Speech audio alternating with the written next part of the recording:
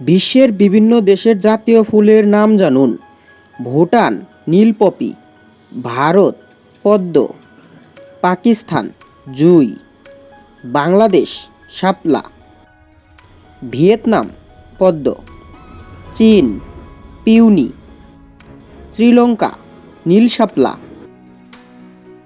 Thailand golden shower, Indonesia জুঁই, Japan cherry blooms, Mexico dahlia, Canada trillium, America গোলাপ, Brazil golden trumpet, Chile copihue, Ireland shamrock, France iris,